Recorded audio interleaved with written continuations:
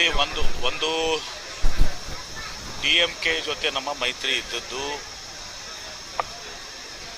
ಇವತ್ತು ಕೆಲವೊಂದು ಶಕ್ತಿಗಳೇನಿದಾವೆ, ಕೋಮಾದಿ ಶಕ್ತಿಗಳನ್ನ BJPಯನ್ನು ದೂರಿಡಲಿಕ್ಕೆ ಇವತ್ತು DMK ನಮ್ಮ ಜೊತೆ ಪಕ್ಷದ ಜೊತೆ ನಮ್ಮ ಮೈತ್ರಿ ಇತ್ತು.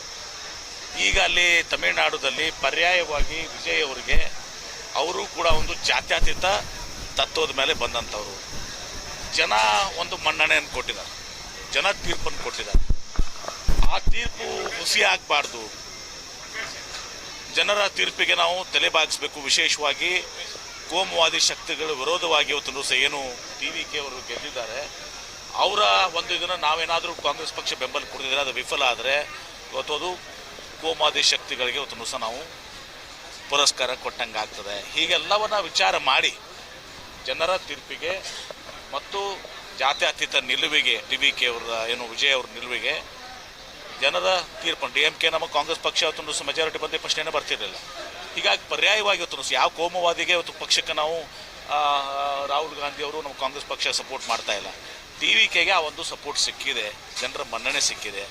ಅದನ್ನು ಬಹುಶಃ ನಾವು ಈ ಸಂದರ್ಭದಲ್ಲಿ ನಾವು ಅದಕ್ಕೆ ಸರ್ಕಾರ ರಚನೆ ಮಾಡಲಿಕ್ಕೆ ಅವರು ಸಹಾಯ ಮಾಡಿದ್ರೆ ಜನ ನಮ್ಮನ್ನು ಕ್ಷಮಿಸೋದಿಲ್ಲ, ಜನ ಕ್ಷಮಿಸೋದಿಲ್ಲ. ಹೀಗಾಗಿ ಆ ದೇಶದಿಂದ ಇವತ್ತು TVKಗೆ ಇವತ್ತು ಸಹ ನಾವು ಬೆಂಬಲವನ್ನು ಕೊಡ್ತಿದ್ವಿ. ಯಾರಿಗೂ ಬೆನ್ನಾಗೆ ಚೂರಿ ಹಾಕುವಂಥ ಪ್ರಶ್ನೆ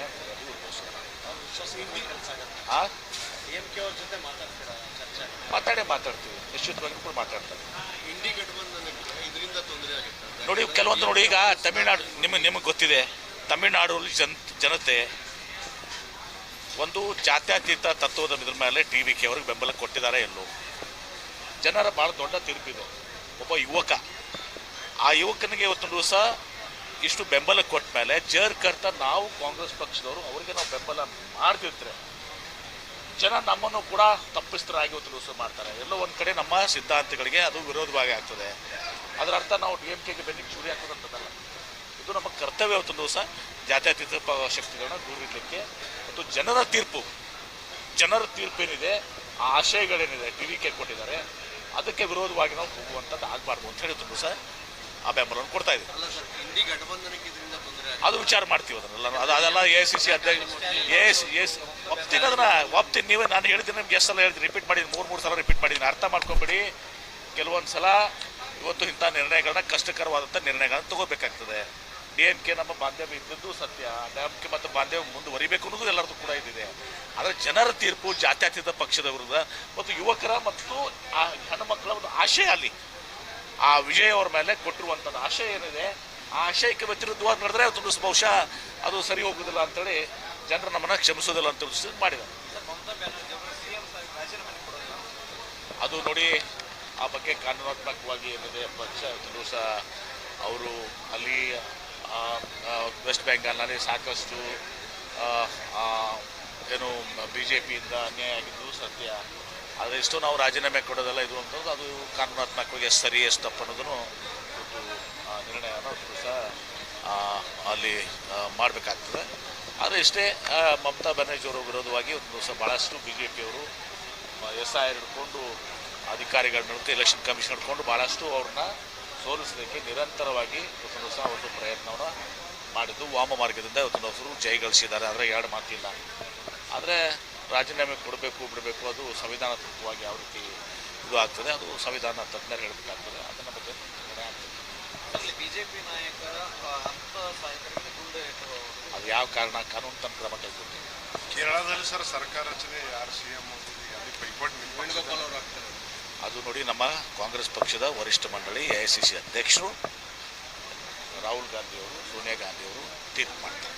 ಶಾಸಕರು ಕೂಡ ಯಾರಿಗೆ ಅದು ಯಾರು ನಾವು ಅದು ಹೈಕಮಾಂಡ್ ತೀರ್ಪು ಮಾಡ್ತದೆ. ಹೈಕಮಾಂಡ್ ಎಲ್ಲವನ್ನು ನಮ್ಮ ಕಾಂಗ್ರೆಸ್ ಪಕ್ಷದಾಗ ಹೈಕಮಾಂಡ್ ಇಸ್ ಸುಪ್ರೀಂ. ಕರ್ನಾಟಕದಾಗೂ ಸುಪ್ರೀಂ, ವೆಸ್ಟ್ ಬೆಂಗಾಲ್ನಾಗೂ ಸುಪ್ರೀಂ, ತಮಿಳುನಾಡ್ದಾಗೂ ಸುಪ್ರೀಂ, ಎಲ್ಲ ಕಡೆಗೂ ಸುಪ್ರೀಂ. ಕಾಂಗ್ರೆಸ್ ಹೈಕಮಾಂಡ್ ನಿರ್ಧಾರ ಮಾಡ್ತದೆ. ವೇಣುಗೋಪಾಲ್ ಅವರು ಕೂಡ ಹೈಕಮಾಂಡ್ದ ಒಂದು ಅಂಗ, ಅವರು ಒಂದು ಭಾಗ. ಅವರು AICC ಆರ್ಗನೈಸೇಷನ್ ಜನರಲ್ ಸೆಕ್ರೆಟರಿ, ಪ್ರಮುಖವಾದಂಥ ಪಾತ್ರನ ಅವರು ಕೂಡ ವಹಿಸ್ತಾರೆ. ಹೀಗಾಗಿ ಅದೆಲ್ಲ ಸರಿಯಾಗಿ ತುಂಬ ಸಹ ನಿರ್ಣಯನ ಪಕ್ಷದ ವರಿಷ್ಠರು ಕೈಗೊಳ್ತಾರೆ.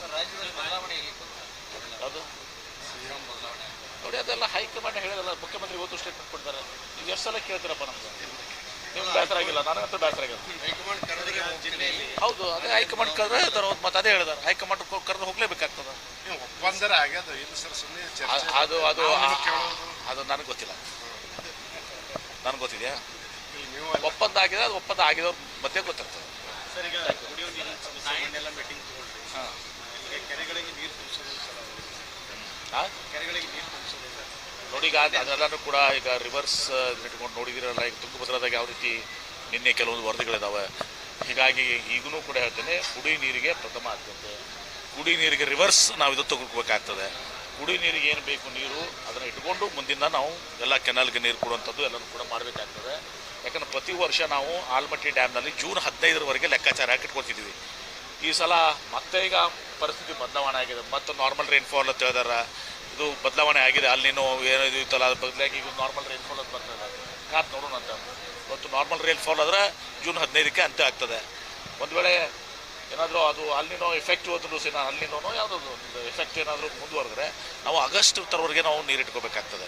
ಕುಡಿ ನೀರು ಪ್ರಾಮುಖ್ಯತೆ, ಕೃಷಿಗಿಂತ ಕುಡಿ ನೀರು ಕುಡಿ ನೀರಿನ ಇದು ಮಾಡಿದ್ಮೇಲೆ ಕೃಷಿಗೆ ಮಾತು ಕೊಡ್ತದೆ ಪ್ರಯಾರಿಟಿ. ಇಂಡಿ ತಾಲೂಕಿನ ಬುಯ್ಯಾರ ಇದೆಲ್ಲ ನೀರೇ ಇಲ್ಲ ಭೀಮಾನದಿಗೆ, ಕುಡಿಯೋ ನೀರಿಗೂ ಸಮಸ್ಯೆ. ಹೌದು, ಸಮಸ್ಯೆ ನಿಶ್ಚಿತವಾಗಿ ಅಲ್ಲಿ ಮುಖ್ಯಮಂತ್ರಿಗಳಿಗೆ ಈಗಾಗಲೇ ಪತ್ರ ಬರೆದಿದ್ದಾರೆ ಮಹಾರಾಷ್ಟ್ರ ಇದಕ್ಕೆ. ಯಾಕಂದರೆ ಅಲ್ಲಿ ಮೊದಲು ಏನಾಕಿತ್ತು, ಶೋಲಾಪುರ್ಗೆ ನೀರು ಬಿಡ್ತಿದ್ರು. ಈಗ ಶೋಲಾಪುರ್ಗೆ ಒಂದು ಸೆಪರೇಟ್ ಪೈಪ್ಲೈನ್ ಮಾಡ್ಕೊಂಡು ಸ್ಕೀಮ್ ಮಾಡ್ಕೊಳ್ಳೋದ್ರಿಂದ ಯಾವ ಪ್ರಮಾಣದಲ್ಲಿ ಭೀಮಾ ನದಿಗೆ ನೀರು ಬಿಡಬೇಕು ಅಷ್ಟು ಬಿಡೋದಲ್ಲ. ಅದನ್ನು ಅವತ್ತು ನಾನು ಪತ್ರಿಕಾಗೋಷ್ಠಿಯಲ್ಲಿ ಕೂಡ ನಿಮ್ಗೆ ಹೇಳಿದ್ದೀನಿ, ಆ ಸಭೆಯಲ್ಲೂ ಕೂಡ ನಿಮ್ಗೆ ಹೇಳಿದ್ದೀನಿ. ಹೀಗಾಗಿ ಮತ್ತೊಮ್ಮೆ ಮುಖ್ಯಮಂತ್ರಿಗಳಿಗೆ ನಾವು ವಿನಂತಿ ಮಾಡ್ಕೋತೀವಿ. ನಾವು ಅಲ್ಲಿ ಸ್ಥಳೀಯ ಶಾಸಕ ಯಶವಂತಗೌಡ ಪಾಟೀಲರು, ಆಮೇಲೆ ನಿಮ್ಮ ಕಟ್ಟಕೊಂಡವರು ಮತ್ತು ಆ ಕಡೆ ಆಳಂದಿಗಳಿಂದೆಲ್ಲನೂ ಬರ್ತಾವೆ, ಅವರೆಲ್ಲನೂ ಕೂಡ BR ಪಾಟೀಲ್ ಎಲ್ಲರೂ ಕೂಡ ನಾವು ಅದನ್ನು ಮಾಡಿ ಮುಖ್ಯಮಂತ್ರಿಗಳಿಗೆ ಮಹಾರಾಷ್ಟ್ರ ಸರ್ಕಾರಕ್ಕೆ ವಿನಂತಿಯನ್ನು ಮಾಡ್ಕೊಳ್ಳೋಕ್ಕೆ ಕೇಳ್ಕೊತೇವೆ. ಅದೇ ನಾಯಿ ದಾಳಿ ಬಗ್ಗೆ ನನಗೆ ಗೊತ್ತಿದೆ. ಅದಕ್ಕೆ ನಾನೀಗ ನಿನ್ನೆನೂ ಕೂಡ ಜಿಲ್ಲಾಧಿಕಾರಿಗಳು ಮಾತಾಡಿದ್ದೀನಿ, ಜಿಲ್ಲಾಧಿಕಾರಿ ಹೋಗಿ ಭೇಟಿನೂ ಕೂಡ ಮಾಡಿದ್ದಾರೆ.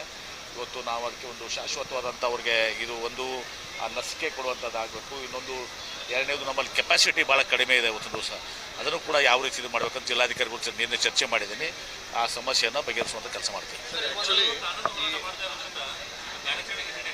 ಹಾಂ ನೋಡಿ, ಅದು ಕಾನೂನು ಸುಪ್ರೀಂ ಕೋರ್ಟ್ ನಿರ್ಧಾರ ಮಾಡಿದೆ. ಇವತ್ತು ಎರಡನ್ನೂ ಕೂಡ ಅಷ್ಟೇ ಪ್ರಮುಖದ. ಮೊದಲು ಮನುಷ್ಯರ ಒಂದು ಇದನ್ನು ಕೂಡ ಇದೆ. ನಾಯಿಗಳಿಗೆ ನಾವೇನು ಕೂಡ ಇದು ಮಾಡಬೇಕಂತಲ್ಲ, ಅವ್ರಿಗೆ ಲಸಿಕೆ ಕೊಟ್ಟು ಅದನ್ನು ಸಂತಾನಹಾರ ಮಾಡುವಂಥದ್ದು, ಆಮೇಲೆ ಔಷಧಿ ಕೊಡುವಂಥದ್ದು, ಆಮೇಲೆ ಎರಡನೇದು ಅವ್ರನ್ನ ಒಯ್ದು ಆ ನಾಯಿಗಳನ್ನ ಒಯ್ದು ಬೇರೆ ಕಡೆ ಒಂದು ಕಡೆ ಸ್ಥಳಾಂತರ ಮಾಡಿಸೋದು, ಇದೆಲ್ಲವನ್ನು ಕೂಡ ಮಾಡಬೇಕಾಗ್ತದೆ. ಅದರರ್ಥ ನಾವೇನು ಯಾವ ನಾಯಿಗಳನ್ನ ಕೊಲ್ತೀವಿ ಅಂತಲೇ ಹೇಳಿಲ್ಲಲ್ಲ. ಹೀಗಾಗಿ ಅದಕ್ಕೆ ಯಾಕೆ ಅಬ್ಜೆಕ್ಷನ್ ಮಾಡ್ತಾರೆ?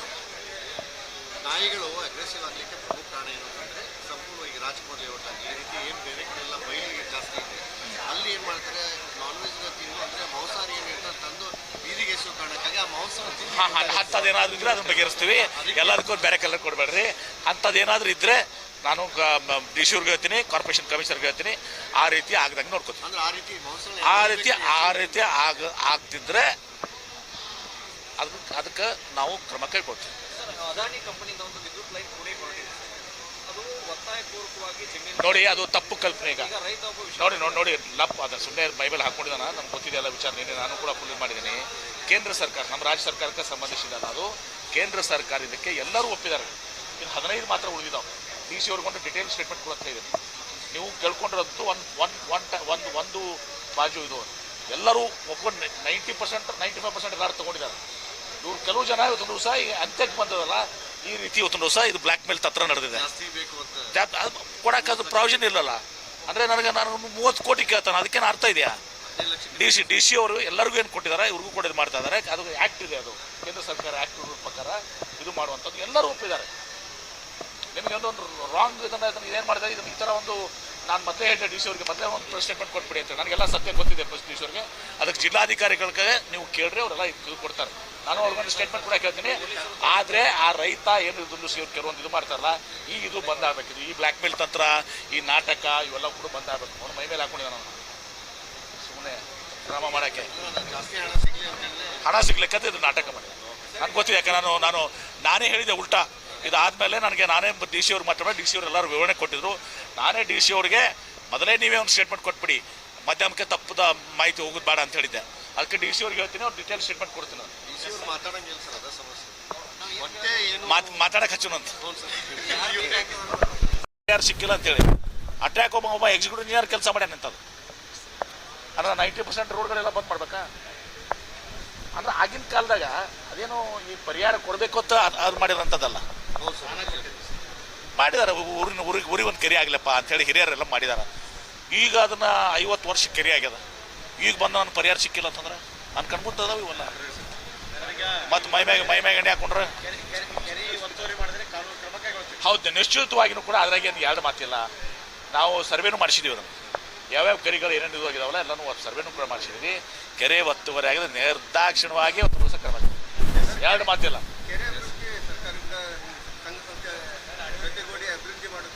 ಸರ್ಕಾರದಿಂದ ಮಾಡ್ತಾ ಇದ್ದೀವಿ. ಏನು ಸಂಘ ಸಂಸ್ಥೆಗಳು ಬಂದು ಬಂದರೂ ಕೂಡ ಏನು ತಪ್ಪಿಲ್ಲ, ಅವ್ರು ಕೂಡ ಕೂಡಿನೂ ಮಾಡ್ತೀವಿ.